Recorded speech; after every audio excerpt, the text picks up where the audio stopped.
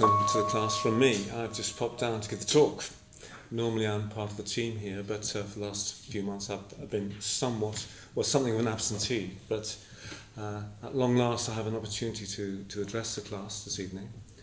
And as always, I'm very, very pleased to have that opportunity, particularly so at the moment, which for reasons which will perhaps become apparent later, if they're not already obvious to you.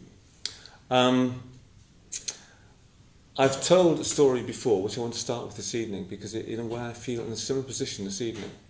And that is that some years ago I was visiting Sri Lanka with a very good friend of mine who's based in Singapore, a Sinhalese Theravadin monk called Vimalakirti. And we had to return to Singapore from Colombo on an overnight flight because someone who attended the Buddhist library, which he runs in Singapore, someone who he knew very, very well, had just died. And we had to get back in time for the funeral because he was going to make some sort of eulogy, give some sort of eulogy in with regards to the deceased. Someone I knew, but didn't know very, very, very well. I met him a few times, that was all. Anyway, we flew back from Colombo overnight, had a few hours to catch up and get breakfast. Then we had to go straight to the funeral. It was a Chinese funeral in Singapore. And there were about 200 or 300 people present on this occasion, mostly family members and other friends of the young man who died. Now, although I didn't know him very well, I knew his sister very well. I've known her for a number of years. Anyway, Dhammaratna, my friend, knew the young man who died very, very well indeed. And he began his address. And he'd been up on a plane all night, just as I had. And we were both very, very tired. But as soon as he began speaking, it became clear to me that he wasn't going to be able to continue for very long, because he was completely overcome by his grief, quite understandably. And then what next happened was, to my horror, he looked straight at me and said, "And now I'm going to hand over to my very good friend, Devamitra, to continue the address." He was a very good friend of so-and-so who's just died, which was kind of stretching the truth somewhat. So I was absolutely petrified. He got down from the lectern and started walking towards me, and I just quite automatically got onto my legs, and somehow they managed to carry me to the podium, and I hadn't a clue what on earth I was going to say or where I was going to start. So you must bear in mind that I was very, very tired. We'd both been on a plane all night. Anyway, I got to the podium, looked out at the audience, and didn't know what I was going to say. And I just thought, well, I'm just going to start and say something. And so I said the first thing that came into my head. And I don't know what came next, but I went on and on for about 10 or 15 minutes and apparently acquitted myself extremely well. So well that the sisters of the deceased were overwhelmed with gratitude for what I'd done. Now, I do not know where those words came from. It almost seemed as if it wasn't me that was speaking, because I wasn't thinking, they were just coming through me. It was an extraordinary experience. So there's a similar, there's a parallel with what's going to happen this evening. Not quite the same. The thing is, you see, I knew I was going to be giving this talk. I've got no excuses. And I have prepared it, believe me, I have prepared it. And there is a rough skeleton that I'm going to try and follow.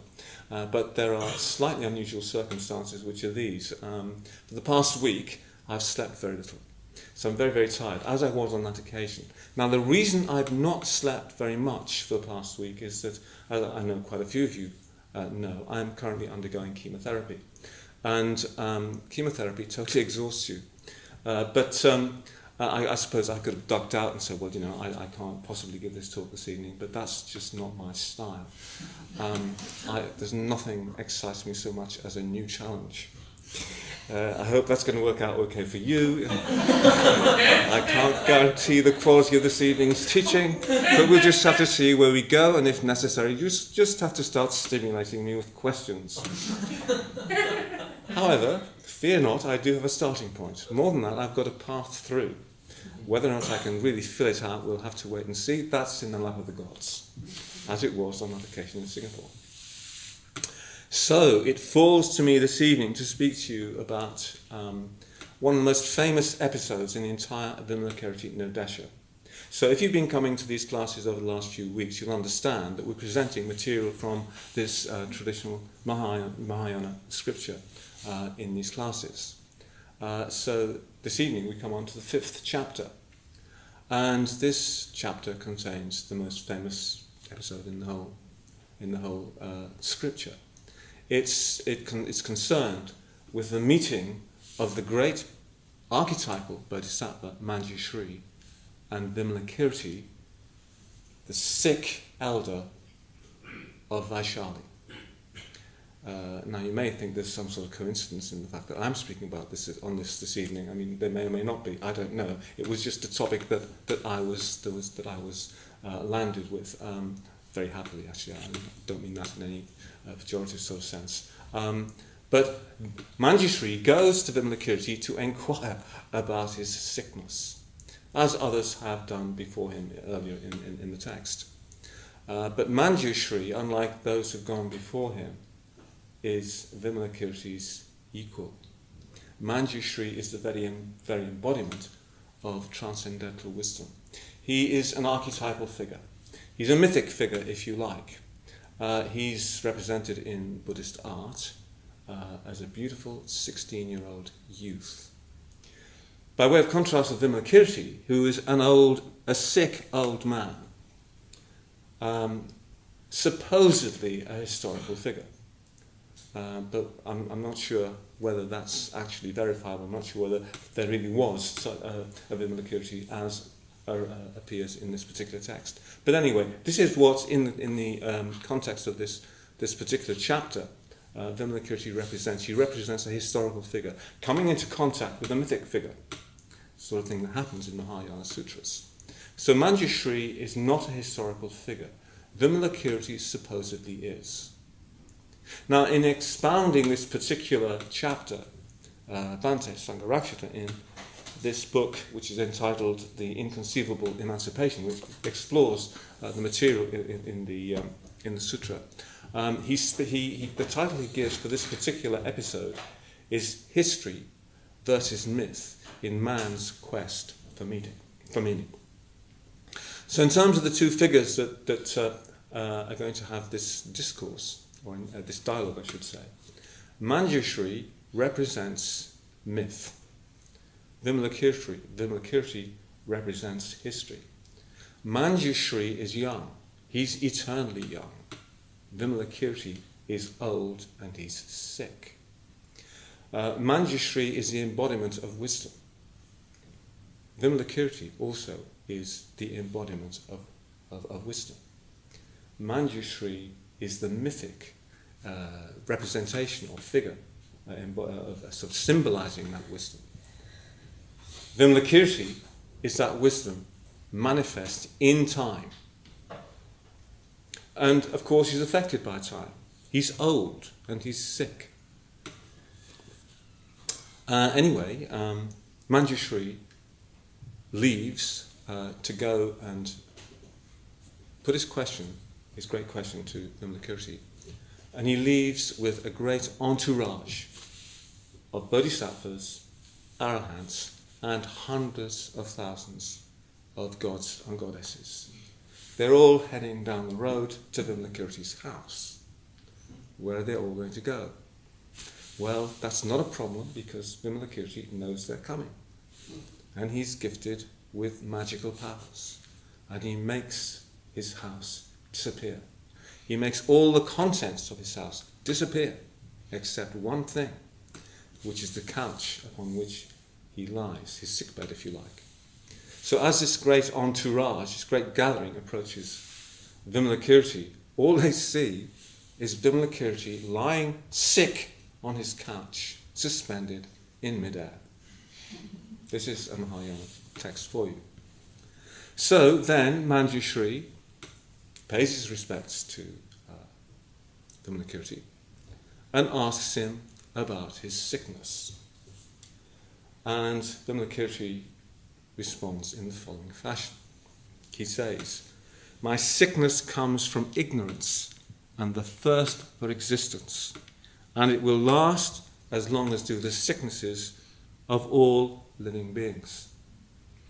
He then sort of unpacks that a little bit, if you like, and then concludes by saying, you ask me, Manjushri, whence comes my sickness? The sicknesses of the bodhisattvas arise from great compassion. So this is what I want to explore this evening. It's just a tiny part of the text. I mean, there's a whole chapter it's far too much material for one evening. But we have to be selective. But this is the most famous exchange in the entire sutta. It's not really a sutra. It's not described as a sutra. The Mahayana text of Vimalakirti Nirdesha. So Manjushri has put his question and Vimalakirti has answered. And his answer, well, basically he talks about the causes of his sickness. He says that his sickness comes from ignorance and the thirst for existence. But Vimalakirti is a bodhisattva. He's an enlightened human being. So what's he doing speaking about ignorance and the thirst for existence? These are conditions which can't arise in the mind, in the experience of an enlightened one. But this is what he's saying. My sickness comes from ignorance and the thirst for existence. So I'm going to speak about ignorance, I'm going to speak about the thirst for existence. By way of conclusion, he also points out to Manjushri that the sicknesses of bodhisattvas arise from great compassion. And I'm also going to say something about that. But not straight away. I'm going to wind my way into it, as I generally like to do. And I'm going to begin by talking about sickness and the significance of sickness, both in relation to Vimalakirti and actually in relation to myself. It would be presumptuous of me to say that I represent a kind of midpoint between you lot and Vimalakirti. I'm not going to say that, but I don't even think that. But nonetheless, there's a number of things which I have in common with Vimalakirti. If you have a look, you'll see I'm old. You know, as I just told you, I'm sick. What you may not know is that I've got something else in common with Vimalakirti, sort of. Vimalakirti, although he's a layman, he's led the life of, effectively, in spirit at least, of a monk. Now, I can't say that I have always led the life, I've not always led my life in the spirit of a monk.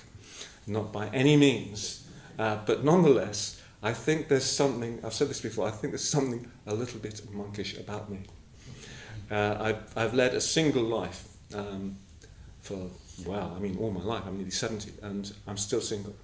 But I did not lead the single life of a jolly old bachelor, or a jolly young bachelor for that matter. I've led a very different kind of life. I've led the single life within the context of practicing the Dharma. And so I feel a certain kind of affinity with Vimalakirti. This, by the way, that was an example of what we call chemo brain. That's the other thing I need to explain to you. I'm suffering from chemo brain. This is one of the side effects of chemotherapy, which is not so well known. Chemo brain's a nightmare, because chemotherapy affects all the organs in your body, including the brain. It does funny things. And so what happens is, of course, sometimes the right words don't crop up. I mean, actually, that happens to me anyway, because I'm getting old. but it's a good excuse, isn't it? And I'm tired on top of it. So anyway, yes, I feel a certain affinity with Vimalakirti as a figure, especially now. So I want to explore that a little bit more, a little later on. But before I do that, I want to tell you a few more stories. Please bear with me, it's all heading in the positive direction eventually. So the first story I want to tell you is one that some of you might be familiar with anyway. It comes from the Pali Canon. It happens to be one of my favourites. And you'll find it in the Udana. It's a small collection of very short suttas. which I dearly love and I've studied many, many times. And I've studied, well, I can't really, strictly speaking, say I studied with Bhante, but I studied the seminar notes, not notes, but transcripts from a seminar that he led way back in 1975. Now, unfortunately, it wasn't on that seminar. I was on many of his seminars, but not on that one. But I fell in love with the text immediately, and I fell in love particularly with his exposition of it. And one of the suttas which has always remained a favourite of mine is the sutta about Bahya of the bark garment. Very evocative sort of title, really, isn't it? Bahya of the bark garment. Whenever I think of the Bahya of the bark garment, I have this silly image of a man walking around inside a tree trunk, which of course is not how Bahya would have appeared. He seems to have been possibly to have been some kind of shaman. He was certainly someone who was on his own spiritual quest. And what happened to Bahya was that he was staying in Suparaka being a port in ancient India, roughly in the area of where modern-day Bombay is located now. So a long way from where the Buddha was located. Bear that in mind. The Buddha was staying at this time in a place called Savatthi, which is in northeast India, the opposite side of India. So there's a great distance between these two places. Anyway, Bahya was wondering of himself, am I one of those in the world who are enlightened? He wanted to know. It's important to him to know. And he didn't really know. He couldn't answer his own question. But then he had a dream. And in that dream, a deva, a god, appeared to him. Not like God Almighty, but a deva, a god, one of the lesser gods, who was said to be, in a previous life, one of his blood relations. A sort of guardian angel, if you like. And in this dream, he informs Bahya that no, you are not one of those in the world who is enlightened. But there is one in the world who is enlightened, and he's staying at the moment in Savatthi. That's all that he said. So, Bahya immediately, when he woke up, decided he had to go straight to Savatthi to meet the enlightened one. And that's what he did. He travelled on foot, very, very quickly, probably breaking the known world record of the time, from Suparaka to Savatthi. Must be, I would imagine, over 1,000 miles, certainly a huge distance. And he did it in record-breaking time. He went straight to Savatthi. When he arrived at Savatthi, he asked the Buddhist bhikkhus, those that he encountered, where is the enlightened one? And they said, well, he's on his arms round at the moment. He's in the town amongst the houses seeking alms. Bahya did not lose any time. He went straight into town in search of the Buddha and found him and approached him and immediately asked him for a teaching. And the Buddha said, as one might expect, you come unseasonably, Bahya. We have entered in quest of alms food. But Bahya was not to be put off. He asked a second time, pointing out that the danger to the span of life of the enlightened one and of myself is unknown. In other words, you might die, I might die. I don't want to hang around. But the Buddha again said, Bahya, you come unseasonably. Bahya persisted and asked his question the third time. And if you know what the Buddha's tradition was, well, if he was asked a question the third time, he would always answer it, whatever the question might be, whatever he's doing, and so forth. So he answered Bahya. And he gave Bahya a teaching. And Bahya understood immediately. He got it. And he was enlightened on the spot. And he's famous throughout Buddhist tradition as Bahya, quickest to enlightenment. Now what happened next was that he went off, and within an hour or two, he was dead. So it's curious, isn't it, that he sped all this distance across India, meets the Buddha, gets enlightenment, and then almost immediately dies. Now, what really impressed me about this story, and still does, and I've reflected upon it many times, and this is a point that Bhante really emphasised at the time of the seminar, is Bahia's sense of spiritual urgency. He doesn't want to leave anything to chance. And that was a lesson that I took very much to heart when I was younger. And I've tried to bear that in mind. Now, this is relevant, as you'll find out. It's relevant to my later experience, as you'll find out in a moment. So that's the first story, the story of Bahia. The second story is more personal. About 10 years ago, a dear friend of mine called Punya, who used to live in Boston in Massachusetts, was told, well, he was diagnosed with terminal cancer. And he's told he had 18 months approximately to live. And he decided almost immediately that if that was the case, then he must return to the UK to say goodbye to all his old friends, including me. And he came to see me in Birmingham, where I was living at the time. And as soon as I saw him, I knew something dramatic had happened. I mean, I knew he was ill. I mean, I knew something that he'd been diagnosed with terminal cancer. But seeing him, it was like he was different somehow, very different indeed. And what was different was that I'd known Punya for many, many years. I'd lived with him for a while in Boston. But I'd never seen Punya fired by the Dharma in the way that he was on this occasion. It's as if he'd suddenly awakened. And he was alive with the Dharma, he was on fire with the Dharma. He wanted to make sure that whatever, how much time remained to him in this life, that he took full advantage of it, dharmically speaking. And I'm sure he did that. But then what happened next was that 18 months later, Punya was still alive. He hadn't died, he was still alive, and seemingly quite well. And I was visiting Boston because I'd gone there quite specifically to interview a Vietnamese monk who I wanted to interview because I was, for the purpose of a book that I was hoping one day to write. I still haven't written it. I might get around to it eventually. There's a story behind that. I'm not going to bore you with that. But anyway, that's why I went to Boston. And Punya met me at the airport. I was going to be staying the first few days with him. And as soon as I met him, I sensed another change. But I didn't say anything. We went off to his truck, got into the truck, and he drove me back to his place, I think in Medfield. I can't remember exactly where he lived, but somewhere on the periphery of Boston.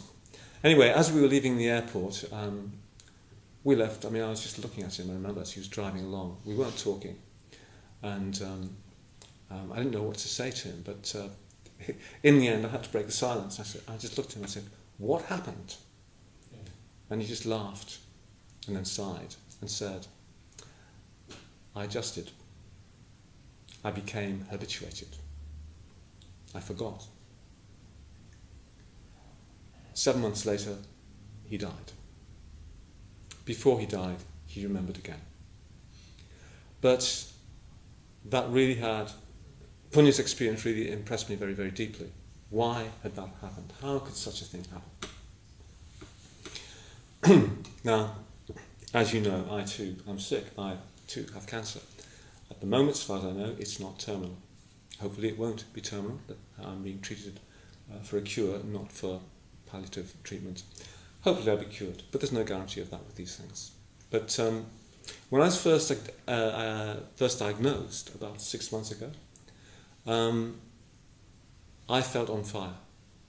I felt suddenly as if I was in a state of sustained, heightened awareness. The fact of my own impermanence was impinging hard upon me. And I felt that really quite strongly for about 3 months. It hardly ever left me. It was a very, very vivid experience. It was one of the most wonderful experiences of my life.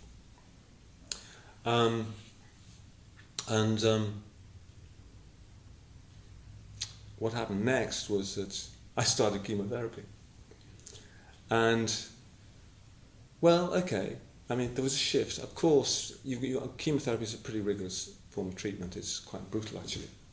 I've been undergoing chemotherapy now for just over 3 months. Mercifully, I've only got 4 more weeks to run out of 18. So I'm coming towards the end of it, but roughly halfway through my chemotherapy treatment, I sensed something was wrong. And I couldn't quite work out what had happened. But I knew it was wrong. I knew I needed to do something about it. But I didn't know what I needed to do. What was wrong, shockingly, was I too had adjusted. I'd gotten used to the fact that I had a cancer. I forgot about it. Not sort of completely, of course, but it was no longer at the forefront of my mind. Not that I was thinking about the cancer all the time during that 3-month period. Of course I was not. But it was more like it was a sort of, how would you put it, a catalyst for something else, something very, very positive. And suddenly it had gone. It had gone partly because of the kind of treatment I was undergoing, which, as I say, is very, very rigorous and very, very exhausting. So what had happened slowly was that I had become, well, this would be overstating. To say that I was preoccupied by it would be an overstatement. But I certainly had allowed it to, it seems to me in retrospect, impinge a bit too much upon what was my heightened awareness. And I became aware of this because one day I realised that a little bit of anxiety was beginning to creep back in my mind. But it wasn't anxiety about the cancer. It was real trivia. The anxiety, shame to say what it was. Well, I can tell you. I mean, it was basically, if you undergo chemotherapy, you get all sorts of side effects. None of them are life-threatening. They're all very minor, really, but there's just such an onslaught of them. It's quite difficult to sort of tolerate them in a way. It's quite wearying. And 2 things had happened. Again, as I say, very, very minor ailments, but as a consequence of the chemotherapy, and I'd become anxious about them. Not very anxious, but I noticed there was an element of anxiety creeping in. Of course, as soon as I became aware of that, I checked it on both occasions. But I took it as a sign. It was a sign, so far as I was concerned, that I was falling into complacency, and I did not want that to happen. I've been presented by life with a wonderful opportunity that I should capitalise upon to the full. And I wanted to do that. But I didn't know how to change it. Now, fortunately for me, something else happened, which I'm not going to tell you about this evening, but it jolted me out of my complacency and again brought back that sense of urgency, which is so important if you really want to go deeply into your practice of the Dharma. There really is no time to be lost. You do not know when you're going to die. Which brings me on to my 3rd story, which is also a personal one, and then I'll get back to Vimalakirti, I promise you. About 5 years ago, thereabouts, I lost my community. I was living in Birmingham in a community. I lost it because the house that I was living in was being sold, partly to purchase the property which we now know as Adhisthana, and I would not be going to Adhisthana. And I did not know, I didn't know where I could go. I wanted to live in another men's communities. I've lived in men's communities most of my life, but I couldn't find anywhere to go. So I very quickly decided that what I needed to do was organise the next 18 months of my life. Fortunately, I'd been invited to teach at the Melbourne Buddhist Centre, and I went down there for 4 months. So that was easy. The first thing to do was go to Melbourne. But what happened round about this time was that I suddenly realised that, well, my mother had died the previous year, so I no longer had any dependents. I was leaving Majjhima, my community, which meant I had no rent to pay. I had now a small independent income, so I was self-supporting. I had no commitments. I was completely free. And I decided I would like to do a 9-month retreat. Well, I thought I might like to do it anyway. I talked with 1 or 2 of my friends about it, and they were very, very encouraging. I thought, okay, well, why not? But what really swung it for me was this. I was 64 at the time, and anybody who knows me well will know that I've led a very, very healthy life. I'm a very, very fit man. I'm not the sort of man you would expect to get ill, certainly not seriously ill. But I thought, well, here's this opportunity. I'd been offered the hut I wanted at Guhiloka, our ordination retreat centre for men in Spain. It was free. The community there were happy for me to use it for 9 months. But what really swung it, I just thought, well, this is an opportunity. I'd be foolish to turn it down. I'm healthy now. I've been healthy all my life. Perhaps I will be. Probably I will be until I die. But you never know. And so I thought, well, I better take that opportunity. And I did. Now, that retreat was very important to me. It was one of the most important things I've ever done as a practicing Buddhist. It was a life-changing retreat for me. I still feel the benefits of that retreat now, 4 years later. It's 4 years since I came out of that retreat. But what made me go into it was this sense that I'm in good health now. I may not be healthy. At this age, I don't know how long that's going to last. I had no sense that I was about to become ill, but within a year of coming out of that retreat, I was diagnosed with my first serious health issue, high blood pressure. The following year, I developed chronic back pain. I've never had any trouble with my back before, but suddenly I found it very, very difficult to meditate for sustained periods. Finally, I was, of course, diagnosed with cancer. So looking back over all that period, I feel I was very, very fortunate. Perhaps there was a deva, a guardian angel, looking over me, prodding me. You're healthy now, you might not always be. It's really important to remember this. Remember that you can die at any time, at any moment. I hope this is not too depressing for you. But you can become sick at any time. I never expected to become sick. But I had to face it, and I've done that. I have to get on with it now. But I'm very, very grateful that I took my opportunity when I did. So, in a way, one of the things I want to communicate to you this evening is bear that in mind. If an opportunity of this kind comes your way, don't spurn it because you don't know what lies ahead in life. You never do. We never can do. Life is so unpredictable. And the world in which we live at the moment is becoming increasingly unstable, it seems to me. We are very fortunate. We've been very fortunate to live and enjoy. For the last several decades, we've lived in a very stable society that may not be able to be sustained, given what's happening in the world today. So I just wanted to get that across to you. Okay, so back to Vimalakirti. No, not quite. No, sorry. No, it's something more important than that. I think it's... then we will get on to Vimalakirti. Sickness. Manjushri... Yes, we are back to Vimalakirti in a way. Manjushri inquires about Vimalakirti's sickness. Now, you may... and he says, I'm sick because of ignorance and because of the thirst for existence. He's sick, in other words, because beings are sick. That's a summary of what he's really saying. Now, if you think about that, you might think, okay, he's sick because beings are sick. Well, look at Devamitra, he's sick. This is what he's saying, he's sick because of people like Devamitra, who are actually sick. Perhaps you might think that way, hopefully not. But yes, I am sick. But that's a superficial sickness. There's a much deeper sickness affecting me, and it's affecting everybody in this room. And that's the sickness of ignorance, the sickness of thirst for existence, the sickness which, if you like, or the forces which bring us back into continuous existence on the wheel of life, round and round and round. So when Vimalakirti points to the causes of sickness, of his sickness, seemingly of his sickness, they're not really the causes of his sickness, they're the causes of the sickness of sentient beings. That is to say, you and I. We're all sick. And actually, if you think about it, we're all terminally ill.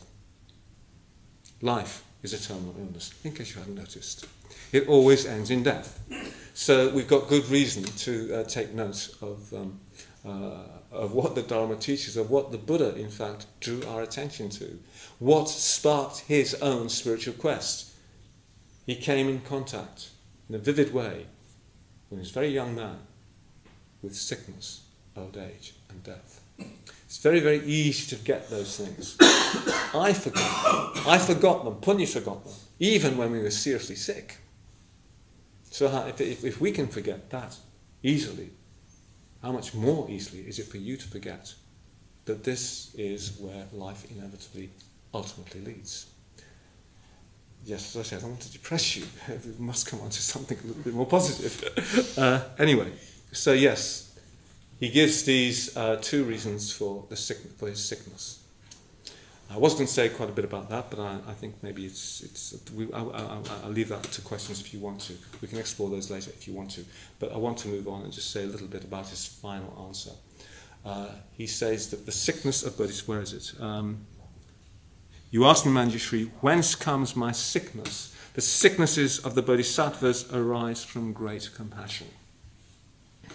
So if Vimalakirti is sick at all, as a living Bodhisattva, it's because of the arising of great compassion. Now, how do you make sense of that?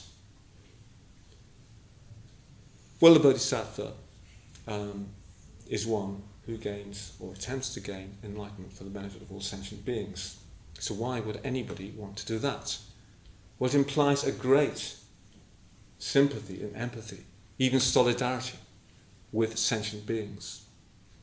A great solidarity with the pain and suffering of sentient beings. So much so that you want to alleviate that. You want to do something to help those living beings beyond their own suffering. And this is why the Bodhisattva exists, to help beings go beyond suffering. And also why Vimalakirti himself says that his own sickness will last as long as do the sicknesses of all living beings. So if you see the sufferings of others and you want to respond, you want to try to help alleviate that from their suffering, perhaps there's an element of pain in a sense. Not the pain that we experience, but there's the pain of, maybe that's not the right word, but we cannot enjoy seeing the sufferings of others. No truly human being can do that. And certainly a Bodhisattva cannot do that. It's not something you can enjoy. It's not pleasant to encounter. And so Vimalakirti and the Bodhisattvas are moved by great compassion to alleviate that. And this is the sickness that Vimalakirti specifically suffers from. That's all I'm going to say this evening. Well, at least that's not quite true. I'm going to open the floor to you to see if you have anything to ask me about what I've said. And we'll pursue your questions.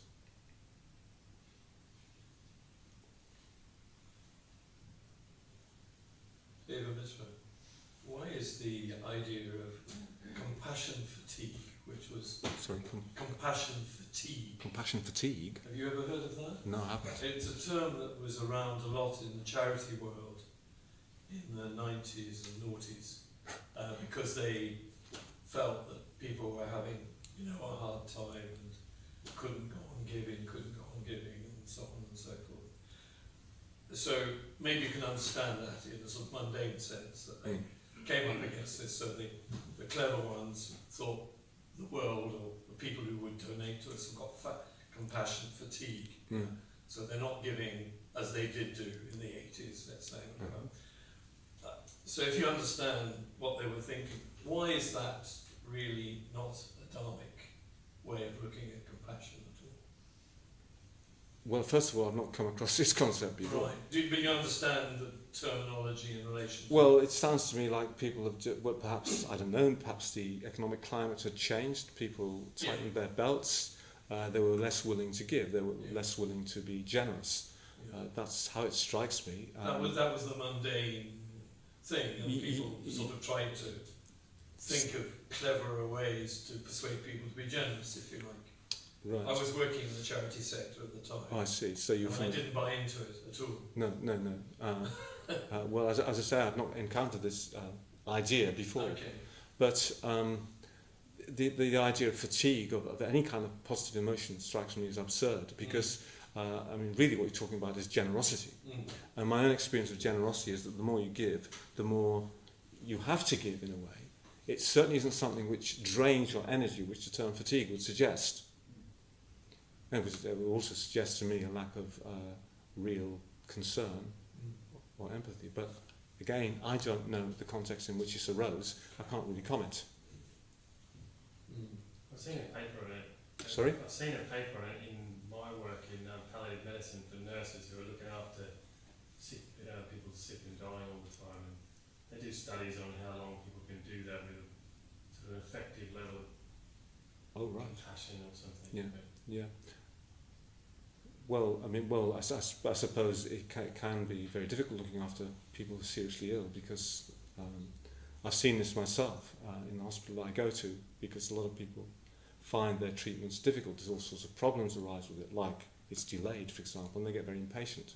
And they take it out on the nurses sometimes. Fortunately, not too often, but I've seen that happen.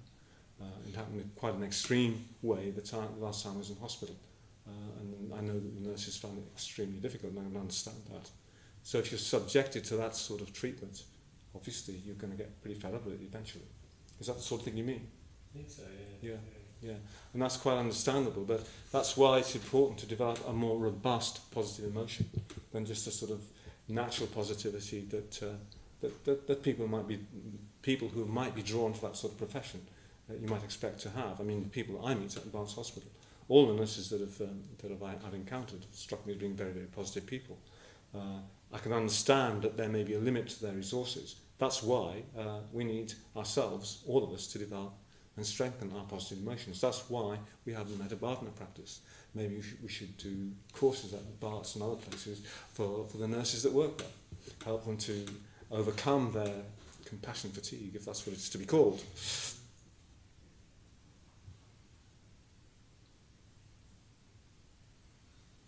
I think we've had from yourself, Devamitra, a very good outline of like the first three sites.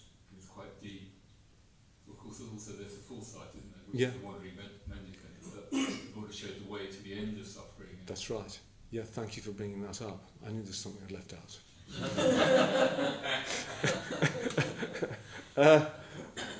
Yes, I mean, I think that, for example, it's not just, it's certainly been my experience, I'm sure it's been the experience of many people, many Buddhists who get ill. What drives you through it so positively is the fact that you've got a positive ideal to work towards. And, as far as I'm concerned, my death is not the end by any means. I believe in a continuation of consciousness, and I believe there's a certain momentum to the consciousness which is currently embodied in this rotting half corpse, which will carry on and remanifest in some hopefully positive place. And I've been working, as all my friends and members of the order have done for many years, towards developing that. We have a positive vision to try and realise within ourselves. When I was receiving my last infusion at Barts Hospital,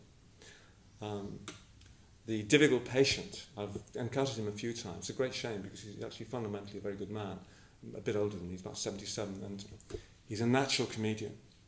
And he gets the staff, everybody, absolutely falling apart with laughter. That's when he's in one particular mood. But when he gets anxious about his treatment, he becomes unreasonably demanding. And he becomes very, very, very angry, actually. And this happened the last time I was there, and he was he's on the opposite side of the ward from me. But I was watching it very, very closely, watching what he's doing. And he's not completely unaware of what he does. And inevitably he calms down and then apologises profusely for his own bad behaviour. But then he said, I can't help it, it's my nature. And I this is my opportunity, I thought. So I just sort of said from across the room, said, you can help it, but you don't want to help it. You can change if you choose. I said, oh, you're a Muslim, aren't you? I said, no, I'm a Buddhist. I said, oh, yes, he said, I remember saying you're a Buddhist. And he said, well, but surely you just change it. It isn't possible. I said, well, I've spent my whole life trying to change. And I know from my own practice and experience that I'm a much better human being now than I was when I was 24, when I first started practicing. I've been practicing for nearly 45 years. But I said, you've got to want to change. And then he came over and started talking to me, became all receptive, and because he just finished his infusion and he was about to leave the hospital. It's a great relief for the staff, I might add. The end of the story is that when he'd gone, and I was finished and I was about to leave, and there's about 3 or 4 nurses chatting together, and I just said to them, look, I said, you really are, you're well appreciated, you know that, don't you? And they did appreciate what I'd said, but the one who'd taken the brunt of Lenny's, his name, the one who'd taken the brunt of Lenny's ire, looked at me and said, but why didn't you speak up at the time? And I mean, what could I have done? I mean, when someone's in an angry mood, you try and sort of calm them down a bit. You very often just make matters worse. I did want to say something actually, which is why I did in the end, but I waited for my moment. I waited until he'd calmed down, and then he was actually very, very receptive to what I had to say, very interested, and he said, you know, well, I made all the wrong choices in my life. Sounds like you made the right ones. But it was tragic that, you know, he said that to me in a way. I mean, the man had sufficient awareness to know that he was behaving extremely badly, but he just could not control himself. Why am I telling you all this? This is partly an answer to a question almost, but the idea of the fourth sight. Yeah, you're right. You're right. Could it be he was afraid of dying? Of? Could it be that Len was afraid of dying? He doesn't seem to be afraid of dying. He claims not to be anyway, because he believes in rebirth. Oh. He said, have you ever thought you'd like to come back as? He said, I have. I'd like to come back as me. And I just looked at him and said, don't worry about it, mate.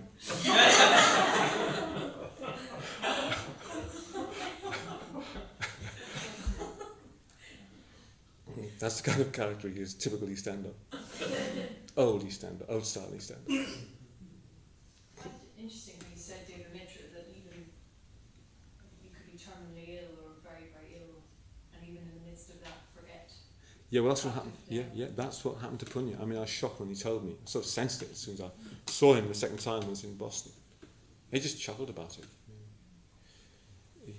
But he's aware that he was losing, or he lost hold of a wonderful opportunity.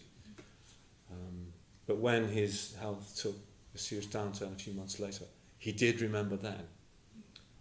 But yes, it's incredible, isn't it?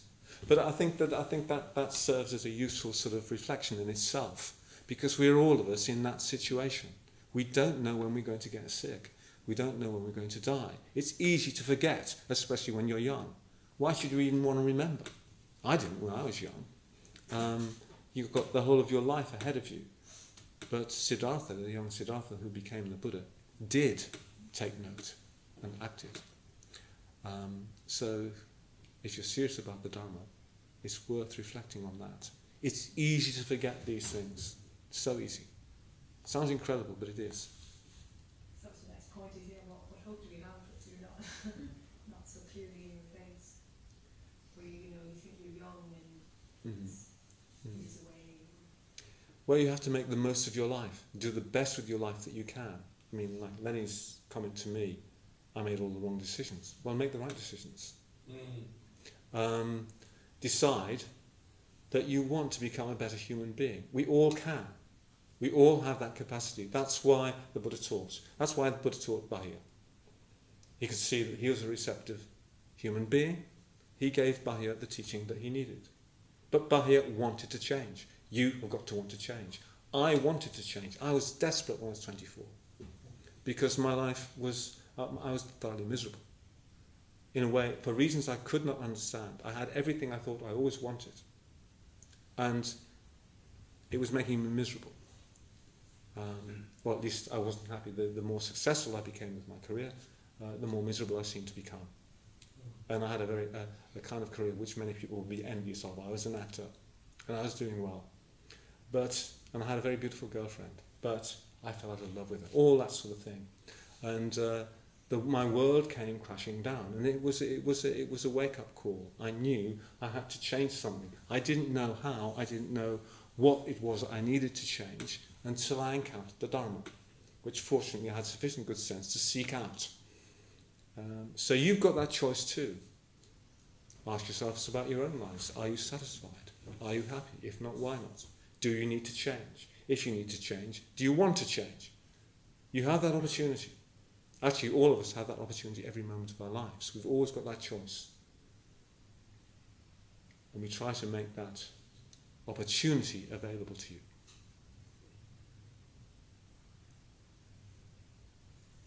Yes? What if you just keep forgetting everything you learned over and over and over and over again? Terminal forgetness. Yeah. Forgetfulness. Well, I think probably many people find themselves in that position. If you keep forgetting, I suppose it would suggest to me that there's, if you keep forgetting so easily, surely there must come a point when you stop forgetting, because you keep remembering. If you keep forgetting, you must keep on remembering. You can't have no forgetfulness without remembrance. I feel like that's been the case with me lately, where I'll keep forgetting for a while, and then suddenly I'll have kind of a spark. Yeah. But then it will, and I think, wow, okay, I'm going to hold on to this. I'm going to remember this. I'm going to kind of sustain this. Yeah. And then and it's not going to subside this time, and often it does. Yeah, but it does. Yeah, yeah. I think many people have that sort of experience, but you've just got to persist. And if you do persist, sooner or later, the spark will be with you a bit longer. And you forget less frequently. You remember more frequently. But you've got to make the effort, and you've got to want to make that effort, yes? I always find it quite tricky to think about delusion, because it reminds me of a long time ago when I did some training. I remember they were videotaping us, and one of my colleagues came out and got some feedback, which was that he had done it very unconfidently. Mm-hmm. And he said, well, I really don't think that's particularly helpful advice, because I didn't go in thinking, I know, I'll try this one really unconfidently. I actually was feeling unconfident, yes. and your feedback has just made me feel worse. Yeah. Similarly, I would like to be rid of my own self-delusion. So you would like to be... Rid of self-delusion, oh, yeah. of delusion and ignorance. Mm. Yeah. Do you need other people to do that? I think it's very helpful. That's why we have a spiritual community, to help each other in that sort of way, precisely. Because it is very difficult indeed to see yourself as you really are, or even to see yourself as others see you. It's always useful to know what that is. It can be quite shocking, but it can be very, very helpful, provided that's communicated sensitively on the basis of positive emotion. And that's the whole basis of spiritual community, spiritual friendship. It's vital. Without that in my life, I don't know what I would have done. I've got very, very good lifelong spiritual friends. And I've been very fortunate in that regard. I've now got younger, very good spiritual friends. I'm very fortunate in that regard too. It's vital though to buoy all of us up, keep us on the ball, keep us moving forward. But I think probably one of the worst things you can say to someone who lacks confidence is that you lack confidence. It's just like what do you do about that? It's just like it confirms your own impression of yourself, negative impression of yourself. Well, if you're in confidence, so what? You can overcome it with time.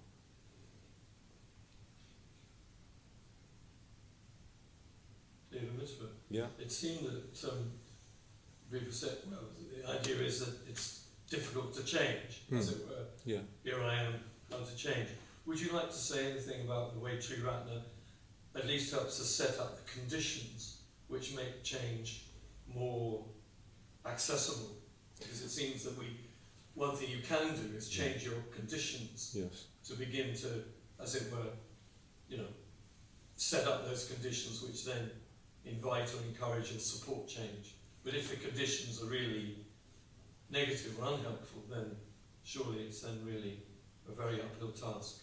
Well, yes, we need the support of others. We need support. We need supportive conditions if we're going to try and lead a spiritual life. That's why this centre exists. This centre provides you all with supportive conditions for meditation, for Dharma practice, for learning the Dharma, and so on and so forth. This class is part of the supportive conditions that you need in order to get on with it.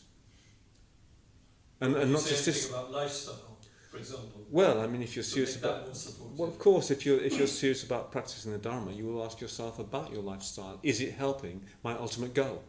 I asked those questions of myself and found, well, I mean, there's no question that's the answer. No, it's not. I need to change my lifestyle, and I did.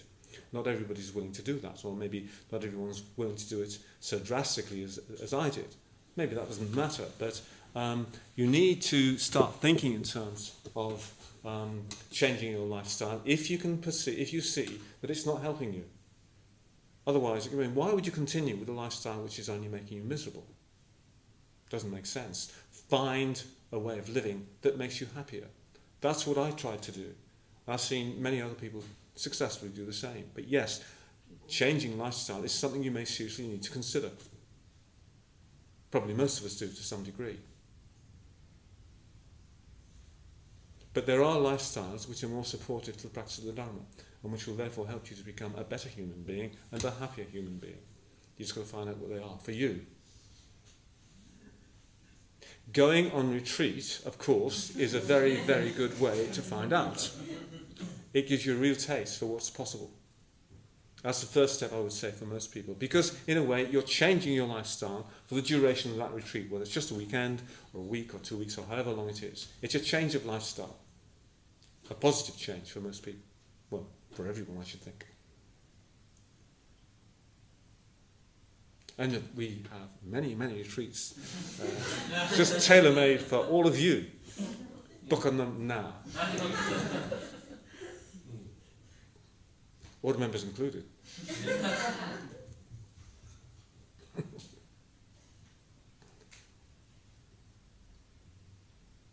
You mentioned, the beginning of having the diagnosis of chemotherapy. Yeah.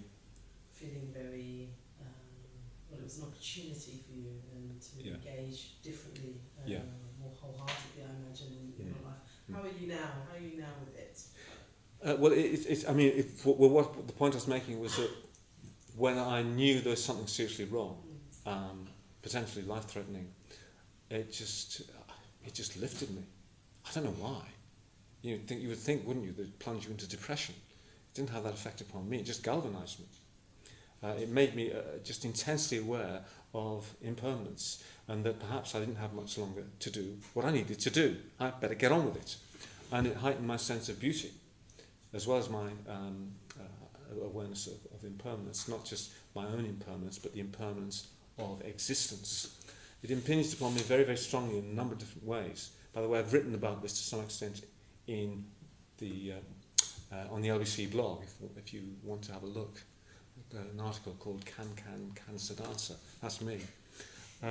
It's very funny, by the way. I have to highly recommend it.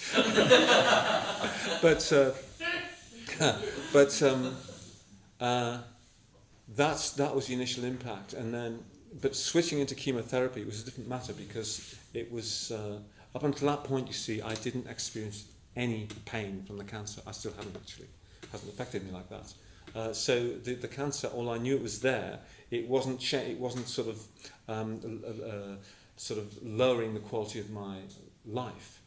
Whereas chemotherapy hits you hard. I mean, it's pretty barbaric treatment. It totally exhausts you. And chemo brain, which I mentioned earlier, I can't begin to describe what it's like. It's only mildly affecting me at the moment, but after an infusion, it's like.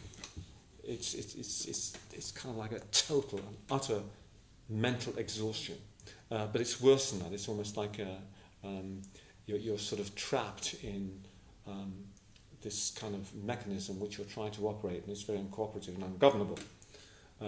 Things just don't quite fit. I can't communicate. It's a dreadful experience. In fact, for many people, it's the worst part of the whole chemotherapy experience, the chemo brain. But the point about the switch was that because that was then impinging upon me in a real way that well, it was by immediate experience, I couldn't ignore it. And I got drawn into it too much. I mean, not seriously. I never lost my perspective completely. I think I've been pretty good at sustaining that. But it's much more difficult to sustain the sort of heightened awareness that I had when I was merely dealing with a diagnosis. It's ironical, isn't it? You're dealing with a diagnosis and then suddenly they give you the treatment, and the treatment's like a chronic illness, which it just seems to go on and on and on endlessly. It can seem like that anyway. But it's like your consciousness shrinks back into that. It has to expand upwards and out of it again.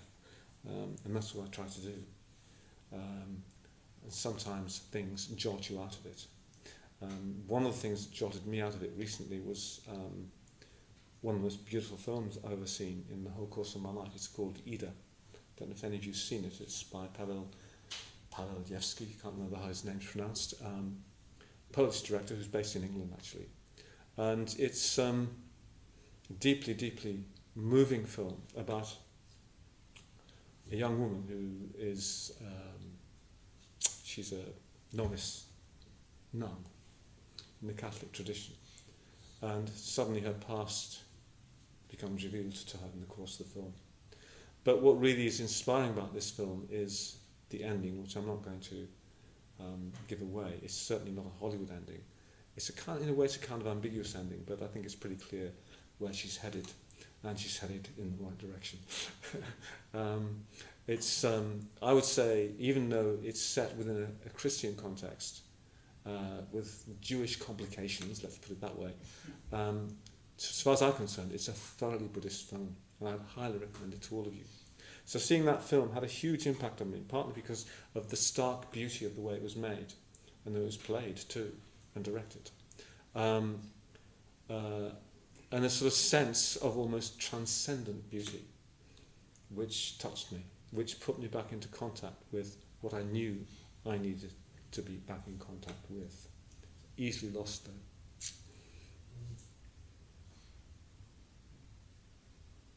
Did you have any thought that you might not have chemo, or you just 100% definitely go, I'm going to have the chemo?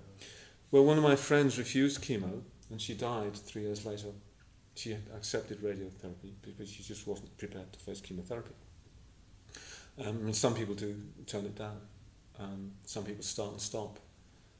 I did have one moment, I confess, which was about 3 days after my first infusion, and it seemed as if my entire body was in reaction to the chemotherapy. I got taken to A&E in the middle of the night. So I knew exactly what was going on. I knew I was suffering from severe gastric reflux, amongst various other things going on at the same time. Sore mouth, mouth ulcers, toothache, the whole works. And I made the foolish mistake of calling the chemo helpline, hoping they might advise me how to deal with the reflux. And the nurse on the end of the line said, "Do you have any chest pain?" I said, well, yes, of course I've got chest pain. Call an ambulance now. I said, look, it's got nothing to do with my heart. Call an ambulance now. I had no option in the end but to do that. Did call an ambulance, unfortunately. Got taken to A&E in the end, at Royal London. But and I was discharged very quickly. But when I was walking back from the hospital, about 7 o'clock in the morning, beautiful, crisp winter's morning it was, I remember it very distinctly. I had a lot to reflect upon, and I just remember thinking, I'm not sure I can face 4 months of this hell. It was the nadir of my experience of chemotherapy, and I slowly pulled out of that, and the thought never recurred. I never told anyone, by the way, I just kept it to myself. But I don't think I seriously doubted that I wouldn't continue, because if I wanted to live, it's not an opportunity I could afford to spurn. A friend of mine, as I say, she died eventually of breast cancer. She need not have done had she had the chemo, but she was not prepared to undergo it. Anyway, we've run out of time, I understand, so we better stop there. I'm sorry I wasn't quite able to sort of deliver the goods as I had wished this evening. I'm going to blame it on chemo brain. But nonetheless, I'm very pleased to have this opportunity to speak to the class again. In a few months' time, I'll be back to normal and I can hopefully give off my best again. But thank you for staying with it.